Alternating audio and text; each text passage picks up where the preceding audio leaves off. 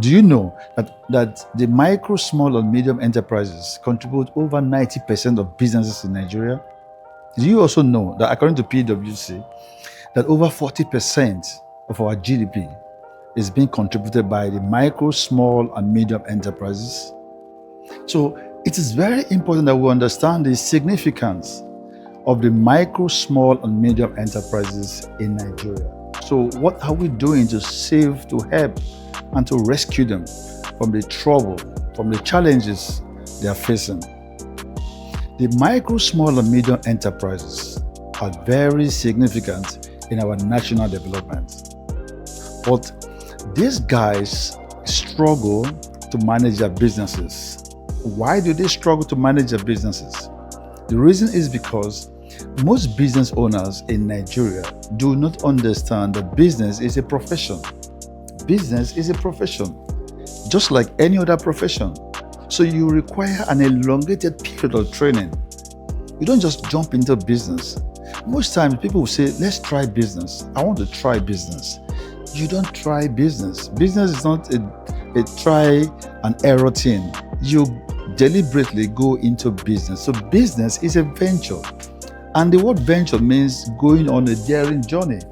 So nobody goes on a daring journey without preparation. So you are supposed to prepare for business.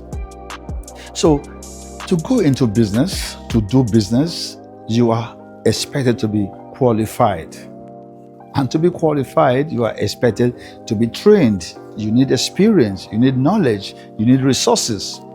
For example, someone who wants to embark on the supermarket business, which is very common, the pop and shop business, you don't just go in and set up a store and then start buying stuff to sell. No, you are expected to spend a minimum of 6 months working with a supermarket. Working with a supermarket within your neighborhood. It could be a supermarket anywhere, as long as it's a supermarket that has the basic standard and structure.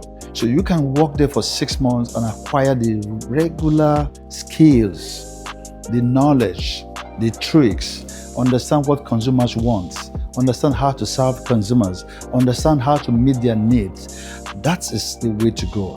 So spend some reasonable period of time to acquire the skills, the knowledge, and then get the tools.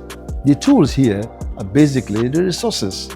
So every time people start businesses and in the next 2 years the businesses go down and you ask them what is going on, they tell you, oh, economy is that, this one is that.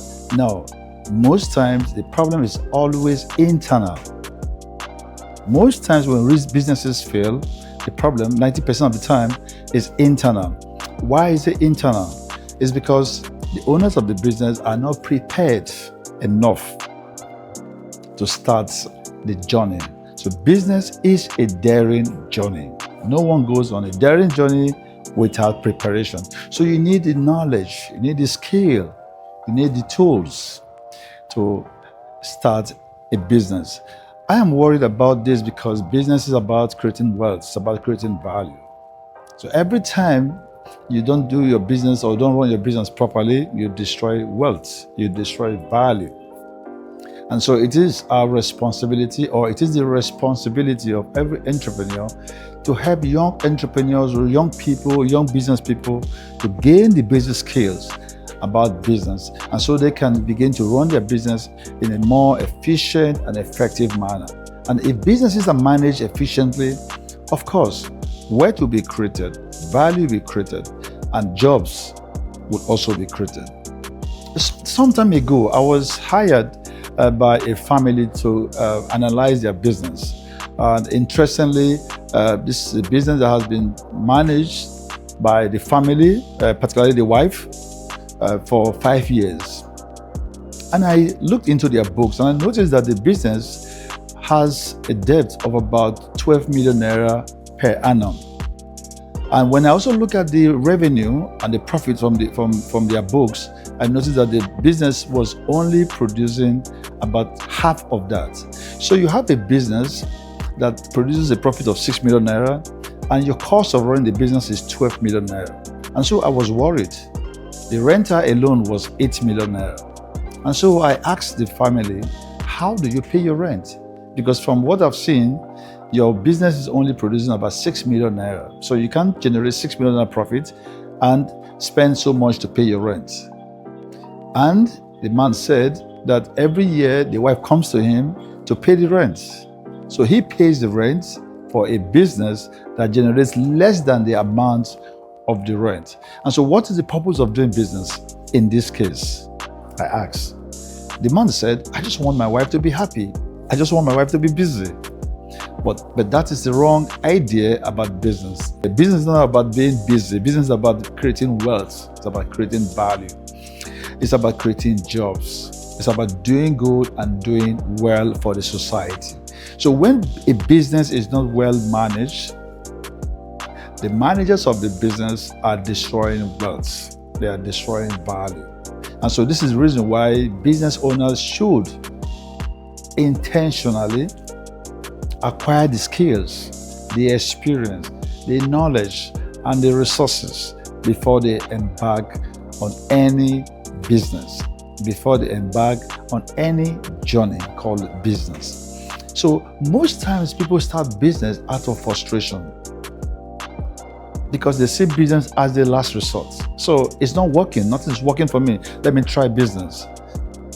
That is usually the case. They want to try business. You don't try business, you do business. Business is a venture, and every venture requires a reasonable period of preparation.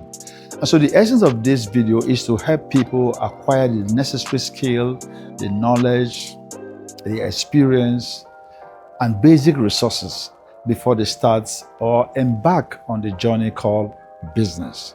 Do not destroy wealth. Do not destroy value. Create wealth, because that's the purpose of doing business. So every time you see a business that is struggling, just know that the problem of the business is not external, rather it's internal. The owners of the business, in most cases, are not equipped. They are not trained. They are not experienced.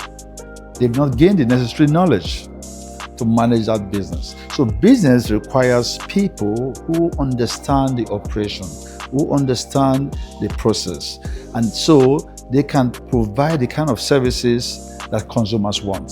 So understanding the consumers, understanding their needs, understanding their purchasing power, and being able to provide the right product and services that meets their needs is how to create value. So every time you create the right value, you get a value in return. Consumers are always price sensitive or value sensitive.